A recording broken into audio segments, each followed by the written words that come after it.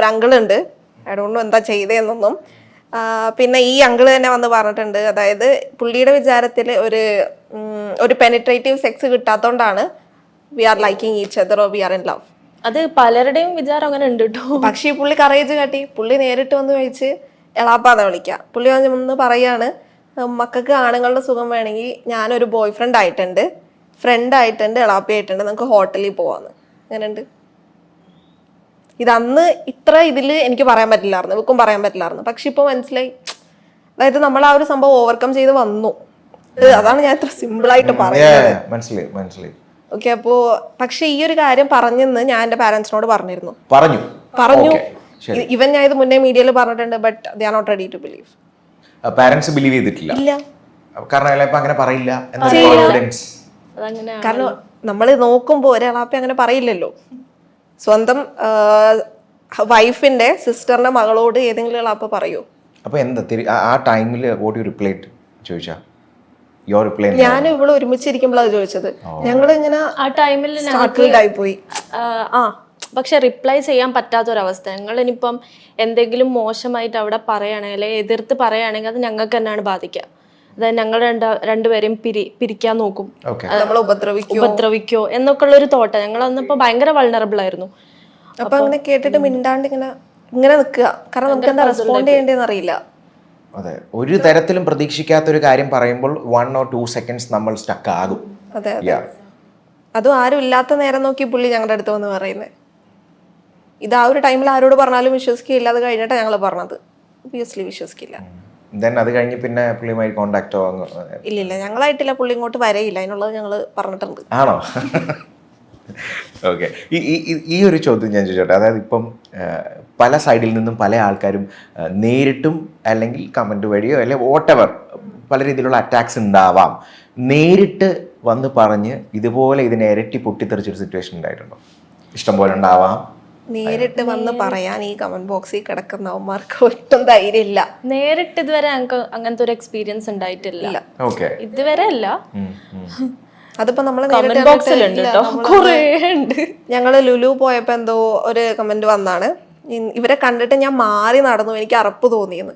അപ്പൊ ഞങ്ങള് ഓക്കെ, അതായത് നമ്മളെ കണ്ട് അറപ്പ് തോന്നാനായിട്ട് നമ്മൾ ഇതിനവിടെ അറപ്പ് തോന്നുന്ന രീതിക്ക് അല്ല നടക്കുന്നത്. ഇത് അങ്ങനെ തോന്നുന്നുണ്ടെങ്കിൽ അയാളുടെ പ്രശ്നമാണ്. ഓക്കെ, മാറി നടന്നു, നമുക്ക് കുഴപ്പമില്ല. നമ്മൾ എന്തിനാ പോയത്? മൂവി കാണുക, തിരിച്ചു വരിക, നമ്മുടെ ടൈം എൻജോയ് ചെയ്യുക. നമ്മൾ ബോധർ ചെയ്യുന്നില്ല. ലൈക്ക് നമ്മൾ സർപ്രൈസ്ഡ് ആവുക, ഇവർക്ക് എന്താ പ്രശ്നം നമുക്ക് മനസ്സിലാവല്ല. ആൾക്കാരുടെ ഓൾറെഡി ഉള്ള കുറേ തോട്ട്സുകളാണ്. ഇനി പക്ഷേ ഈ വരും വർഷങ്ങളിൽ ഇനി അങ്ങോട്ട് ആ തോട്ട്സ് അങ്ങ് മാറട്ടെ എന്നുള്ളതാണ് ഏറ്റവും ഇമ്പോർട്ടൻ്റ് ആയിട്ടുള്ളൊരു കാര്യം എന്ന് പറയുന്നത്.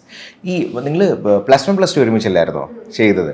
അപ്പോൾ ആ ടൈമിൽ നിങ്ങൾ ഫ്രണ്ട്സായി അല്ലേ? സ്കൂളിൽ വന്നിരിക്കുന്നു, ആ ബാച്ചിൽ നിങ്ങൾ ഫ്രണ്ട്സായി. ആ ഫ്രണ്ട്സായ ടൈമിൽ നിങ്ങൾക്ക് ആ ഫ്രണ്ട്ഷിപ്പ് ആക്ച്വലി സ്റ്റാർട്ട് ചെയ്തപ്പോൾ തന്നെ ഒരു ക്രഷ് രീതിയിലായിരുന്നോ, അതോ ലൈക്ക് ജസ്റ്റ് ഫ്രണ്ട്സ് എന്നുള്ള രീതിയായിരുന്നോ? അത് കമ്മൗട്ട് ചെയ്തൊരു ഏരിയ ആണല്ലോ, സമയമായിരുന്നു. എനിക്ക് ഇവള് ക്ലാസ്സിലോട്ട് പെട്ടെന്ന് കയറി വന്നപ്പോ എനിക്കൊരു ക്രഷ് തോന്നിയിരുന്നു. അതെങ്ങനെയായിരുന്നു ആ ഒരു ഫസ്റ്റ് ക്ലാസ്സിൽ? ഈ തട്ടോ കിട്ട് ഇങ്ങനെ വന്നപ്പോ എനിക്ക് ഇല്ല വരും ഇല്ല, നല്ല രസമുണ്ടല്ലോ കാണാൻ, ഞാൻ ഉള്ളുകൊണ്ട് ഇങ്ങനെ പറഞ്ഞു. ഞാൻ പിന്നീട് അവളോട് പറയണ്ടായി. എനിക്കും ക്രഷ് തോന്നിയിരുന്നു കേട്ടോ. അതായത് സംസാരിച്ച് വന്നപ്പോൾ എനിക്കും ഭയങ്കര ബോൾഡാണ്, ഭയങ്കര എല്ലാ ഓപ്പൺ ആയിട്ട് സംസാരിക്കും, അങ്ങനെയൊക്കെ എനിക്ക് ക്രഷ് തോന്നി. ഒരേ ടൈമിൽ തന്നെ അത് തോന്നി? ഞങ്ങൾ മിങ്കിളാവാൻ ടൈം എടുത്ത്. +1 വന്നെങ്കിലും എൻഡിലോട്ടായപ്പോഴാണ് ഒന്ന് സംസാരിച്ചൊക്കെ തുടങ്ങിയതും അങ്ങനെയൊക്കെ. ഓക്കെ, ആദ്യം ആരാണ് actually yes I like you അല്ലെ kind of have that feeling called love to you എന്ന് തോന്നിയത് എന്ന് പറഞ്ഞത് ആരാണ്? അത് ഞങ്ങൾക്ക് ഇപ്പോഴും ഡൗട്ട്ഫുൾ. ആരാ പറഞ്ഞത്? ശരിക്കും നമ്മൾ അങ്ങനെ ഇഷ്ടമാണെന്ന് അങ്ങനെ പറഞ്ഞിട്ടില്ല. ചാറ്റ് ചെയ്യുമ്പോൾ നമ്മൾ പറഞ്ഞതെന്ന് വെച്ചാൽ ഞാൻ അങ്ങോട്ട് ചോദിക്കുന്നത്, ഇപ്പൊ നമ്മളിൽ ഒരാളായിരുന്നെങ്കിൽ, ഒരു പെണ്ണായിരുന്നെങ്കിൽ, അല്ല ഓൾറെഡി പെണ്ണാണല്ലോ, ആണോ പെണ്ണാ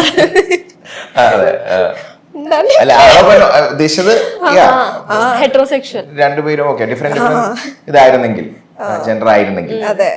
അപ്പൊ അങ്ങനെയാണെങ്കിൽ നോക്കുമ്പോ ഫാമിലി ഫ്രണ്ട്സ് ആണ്, മുസ്ലിം ബാക്ക്ഗ്രൗണ്ട് ആണ്, കുഴപ്പമില്ല, നല്ല ടേംസ് ആൻഡ് കണ്ടീഷൻസിലാണ്. അപ്പം അങ്ങനെയാണെങ്കിൽ മാരേജ് ചെയ്യാറുന്നു എന്ന് പറഞ്ഞു. അപ്പം അങ്ങനെ വന്നപ്പോൾ ഇവളും എനിക്കും അങ്ങനെ തോന്നി. അങ്ങനെയാണ് പിന്നെ നമ്മൾ ആ കോൺവെർസേഷൻ സ്റ്റാർട്ട് ആക്കിയത്. പിന്നെ അത് ഗ്രാജുവലി ഒരു ഫ്ലോയിൽ ഡെവലപ്പ് ചെയ്ത് ഫൈനലി ഡിസൈഡ് ചെയ്തു ഓക്കെ ഈ വ്യക്തി ഇല്ലാതെ അല്ലേ അതിലില്ലാതെ എനിക്ക് പറ്റില്ല, നൂറ ഇല്ലാതെ പറ്റില്ല എന്ന സിറ്റുവേഷൻ വന്നപ്പോഴാണ് നിങ്ങൾ ബാക്കി ഈ ഒരു വലിയ പ്രോസസ്സിലൂടെ കടന്ന് ഇവിടെ വളരെ ഹാപ്പി ആയിട്ട് അല്ലേ വീക്കെൻഡൊക്കെ ചില്ല് ചെയ്ത് യോയോ ആയിട്ട് വന്നിരിക്കുന്നത് എന്ന് വേണമെങ്കിൽ പറയാം. പലർക്കും ഇപ്പൊ ലെസ്ബിയൻ കപ്പിൾസ് ആണെങ്കിലും ഗേ കപ്പിൾസ് ആണെങ്കിലും ഞാൻ കേട്ടിട്ടുണ്ട് ചിലർ പറയുന്നത് ഇപ്പം ഗേ കപ്പിൾസിന് കുറച്ചും കൂടെ ഫൈനാണ് അക്സെപ്റ്റൻസ് കിട്ടാൻ എന്ന് ഇങ്ങനെ പലരും ഇങ്ങനെ പറയുന്നുണ്ട്. അതായത് ഒരു ലെസ്ബിയൻസ് അവരെ സംബന്ധിച്ച് നോക്കുമ്പോൾ അവരെ ഒന്ന് അക്സെപ്റ്റ് ചെയ്യാന്ന് പറയുമ്പോൾ അതിന് ഡിഫറൻസ് ഉണ്ടോ, തോന്നിയിട്ടുണ്ടോ? Acceptance is like same only എനിക്ക് തോന്നിയത്. In the matter of lesbian ആവട്ടെ ഗേ ആവട്ടെ ആരാവട്ടെ ആക്സെപ്റ്റൻസ് ഇസ് സെയിം ഓൺലി. വലിയ ഡിഫറൻസ് ഒന്നും തോന്നിയിട്ടില്ല. പാരന്റ്സ് എത്ര ലിബറൽ ആണോ അത്ര അതുപോലെ കുറച്ചും കൂടെ ഒരു പ്രശ്നം ഉണ്ടാവാം എന്ന് തോന്നിയിട്ടുണ്ട്. അത് ഗേ ആണെങ്കിലും ലെസ്ബിയൻ ആവട്ടെ ആരാവട്ടെ മുസ്ലിംസ് ആണെങ്കിൽ നമ്മൾ ഭയങ്കര ടഫായിരിക്കും ആ ഒരു ജേർണി. Tough and rough. പിന്നെ ആൾക്കാർ ചോദിക്കാറുണ്ടോ, ആൾക്കാരുടെ ഡൗട്ട്സ് ഉണ്ടാവില്ല, ഇപ്പം മെസ്സേജ് ആയിട്ടും വരാം അല്ല കാണുമ്പോഴായിട്ടും ഇപ്പം ലെസ്ബിയൻസ് ആണെങ്കിൽ എങ്ങനെ ആയിരിക്കും ആ ഒരു ലൈക്ക് ആൾക്കാരുടെ കുറ്റം പറഞ്ഞിട്ട് കാര്യമില്ല, അവരുടെ ഒരു കൗതുകം ആയിരിക്കും അല്ലെങ്കിൽ നിങ്ങളുടെ family life how it will be എന്നൊക്കെ. അപ്പോൾ അങ്ങനെ ഒന്നുള്ള ചോദ്യം അല്ലെങ്കിൽ യു ആക്ച്വലി അതിന് റിയാക്ട് ചെയ്യുന്നത് അവരെ വളരെ അതിൻ്റെ രീതിയിൽ പറഞ്ഞ് മനസ്സിലാക്കുകയാണോ ചെയ്യുന്നത് അതോ എങ്ങനെയാ? അത് മനസ്സിലാക്കാൻ ശ്രമിക്കും, മനസ്സിലാവാത്തവരെ നമ്മൾ അല്ലാത്ത രീതിയിൽ ക്രിട്ടിസൈസ് ചെയ്യും, ശ്രമിക്കും, അത്രേ ഉള്ളൂ. അതായത് ചിലര് ഒരു വൾഗർ രീതിക്ക് ചോദിച്ചു വരും. ഫേക്ക് അക്കൗണ്ട് എന്ന് വരുന്നത് നമുക്ക് പിന്നെ ഊഹിക്കാമല്ലോ ഏത് രീതിക്കായിരിക്കും അവര് ചോദിക്കാന്നുള്ളത്. അതിന് ഞങ്ങളിപ്പോൾ ചിലത് ഇഗ്നോർ ചെയ്യലുണ്ട്. കാരണം നമ്മളെ ടാർഗറ്റ് ചെയ്ത് ഇങ്ങനെ വരുന്നവരുണ്ട്, നമുക്കറിയാം പോത്തിനോട് വേദം ഒത്തിട്ട് കാര്യമില്ല എന്ന് പറയുന്ന പോലെ നമ്മൾ ഇഗ്നോർ ചെയ്ത് വിടും. പിന്നെ ചിലത് നമ്മൾ ഇടക്കൊന്ന് ട്രിഗറായി പോകും, മനുഷ്യരാണ് പറഞ്ഞിട്ട് കാര്യമില്ല. ഫോർ എക്സാമ്പിൾ ഒരു ലൈക്ക് അങ്ങനെ വന്ന ഒരു ചോദ്യം അല്ലെ എന്തായിരിക്കാം അങ്ങനെ വളരെയധികം നമ്മളെ അത്ര സുഖകരമല്ലാത്ത ഒരു റിപ്ലൈ? ഫോർ എക്സാമ്പിൾ നിങ്ങളെ രണ്ടുപേരെ ഞാൻ കെട്ടിക്കോളാം എന്നൊക്കെ പറഞ്ഞിട്ട് വരൂലേ, ആസ് ഇഫ് നമ്മളെന്തോ ഒരു ആണുങ്ങളെ ഡിപ്പെൻഡൻസി ഇല്ലാതെ കഷ്ടപ്പെട്ട് ജീവിക്കുന്ന പോലെ അവർക്ക് തോന്നുന്നേ. അതൊക്കെ കുറച്ചൊരു ഈ സെക്ഷലി അങ്ങനത്തെ രീതിക്ക് ചോദിക്കലുണ്ട്. ആക്ച്വലി അവർക്ക് സെക്ഷലി ഫ്രസ്ട്രേറ്റഡ് ആയിട്ടായിരിക്കും അവർ ചോദിക്കുന്നത്. പക്ഷെ അത് അവരെ ഫ്രസ്ട്രേഷൻ തീർക്കാൻ ഞങ്ങളല്ലല്ലോ, അതിന് വേറെ പല വേഗം അവർ കണ്ടെത്തണം എന്നുള്ള രീതിക്കാണ് നമ്മൾ പറയുക. അതിപ്പോ ഞാൻ സോഫ്റ്റ് ആയിട്ട് പറഞ്ഞാണ്. അവർ നോക്കുമ്പോൾ നിങ്ങൾ ഗേൾസ് ആണ്, സോ ജസ്റ്റ് ഹിറ്റ് ചെയ്ത് നോക്കുന്നു എന്നുള്ളൊരിത്. പക്ഷെ അവർക്ക് അറിയത്തില്ലല്ലോ ഇതിന്റെ എക്സാക്ട് കാര്യം എന്താണ് എന്നുള്ളത്. ഇപ്പൊ സെക്സ് എങ്ങനെയാന്ന് ചോദിക്കുന്നത്, സെക്സ് പറഞ്ഞാൽ അത് ഓരോ ആൾക്കാരും ഡിപ്പെൻഡ് ചെയ്തിരിക്കും അവർക്ക് എങ്ങനെയാ പ്ലഷർ കിട്ടുക എന്നുള്ളത്. അപ്പൊ അത് ഓരോരുത്തരുടെ സ്വകാര്യതയാണ്, ഞങ്ങളുടെ പ്രൈവസിയാണ്. ഞങ്ങൾക്ക് പബ്ലിക്കിന്റെ മുന്നിലോട്ട് ഇട്ട് കൊടുക്കേണ്ട ഒരു ഞങ്ങൾക്ക് നീഡ് തോന്നിയിട്ടില്ല, ഞങ്ങൾക്ക് അതിന് താല്പര്യമില്ല, ഇല്ല.